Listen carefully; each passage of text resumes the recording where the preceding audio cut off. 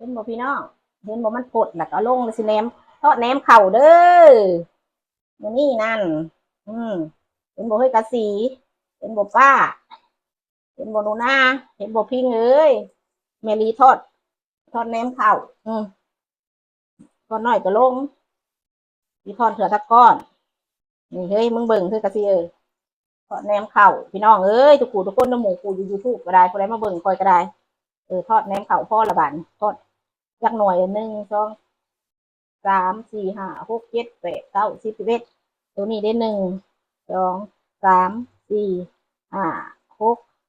7 8 9 10 11 12มันจะตามตัวนั้นแหละ11ตัวนี้12ไปทอด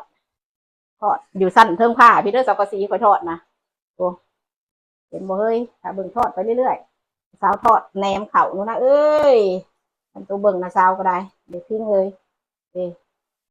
ป้าแหนมเข่ามันมีไฟเด้ได้น้อยกะสีกูก็หลงหดวันใช่ปะเห็ดกันป้าใบบรรลุกันแล้วเวียกแล้วการมันก็กินอืมมีแต่พอแล้วสิกินก่อนเฮ้ยกูผสมเรากูเห็ดไว้แล้วกูลงไปแล้วกูเห็ดแล้วกินโลดกูผสมความยังยังไงกูจะว่าความยังกินเด้ออ้ายบัวไล่เอ้ยอ้ายพี่บาดตายเป็นผีห้องในใดบ่เห็นเจ้าเด้ออ้ายบ่าวพี่ชายเอาไว้ถาพังถาเบิ่งมาดิเรียนเข่าเด้อสิแลอันคอยว่าคอยแล้วบ้านนี้เด็กเราก็ซีเดนโนนานนะสาวทอดแหนมเข่าอยู่สวรรค์นะสาวปีอันมาเข้าคนกระขูดเอาเองเด้อนางกะซีเออไปจีแจ้งข้าวคอยขูดเอาเองมาเฝ้าก็ได้เราพ่อแล้วนี่เด็ก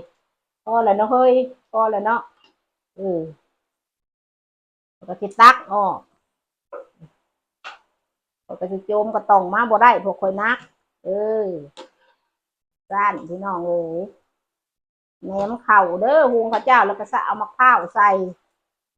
สูตรนี้ขอบ่ได้ใส่ซีนมุนน้ำเด้อสูตรนี้พอเขาจะใส่อันซีนเขาจะใส่อันนั้นนะเขาจะใส่อันสมมูหันไหนเด้อพี่น้องบัดนี้นะคอยสิมอดน้ำมันเด้อพี่น้องคอยสิมอดไผ่เมื่อแล้วคอยสิมาทอดมาพริกแห้งเพราะว่าคอยสิมอดพอน้ำมันห้อนไผ่สิใหม่มาพริกคอยแล้วคอยสิมอดไผ่มันเรียบร้อยยังแล้วคอยจะทิมมาพริกแห้งคอยลงเด้อพี่น้องเด้ออืมมอดให้มันนั่นเดี๋ยวมันมอดแล้วน้ำเนี่ยมันยังห้อนอยู่นี่นะน้ำมันนะเอามอดมันแหล่เฮากะมาพริกแห้งเฮาสิขั่วไว้นี่นะมันจะไปกินกับมาแหละเด้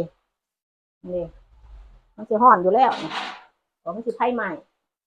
น้ำมันมันห้อนอยู่แล้วเฮาก็โคนนี่พี่น้องโคนมันจะห้อนอยู่แล้วเรื่องมาพริกนะเด้เห็ดไว้หลายๆมันจะอยากไปเดี๋ยวเฮาอยากกันกินกระเพียงก็กินเดี๋ยวเวลาน้ำมันห้อนจะเผาไปใส่มอดไว้โลดผมสิใหม่มาพริกเฮา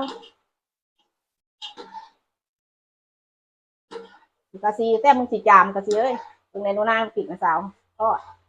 เดี๋ยวทอดใส่น้ำมันห้อนๆไว้เดี๋ยวออกก่อนคอยว่าพ่อเลยแหละ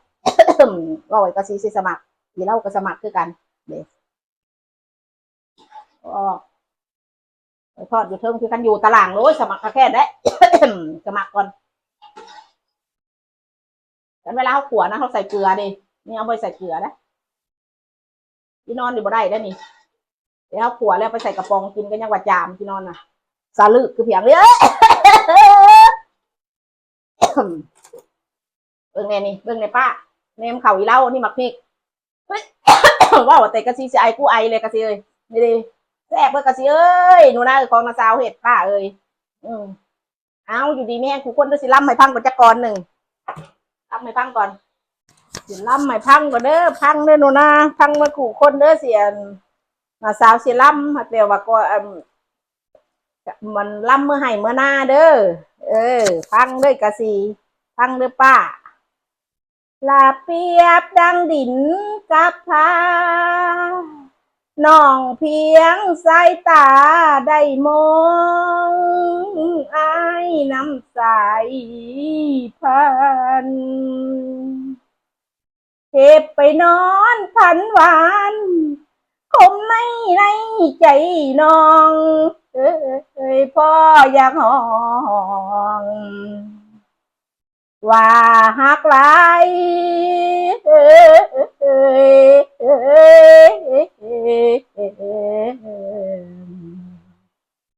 น้องบ่อาจเอื้อมดอกอายนั่งต้อยตามเสมอดินถ้าบ่มางินบ่หลับไปเอ้ยคงจอยพี่น้องจบม่วนบ่ม่วนกับพังเด้อบายบาย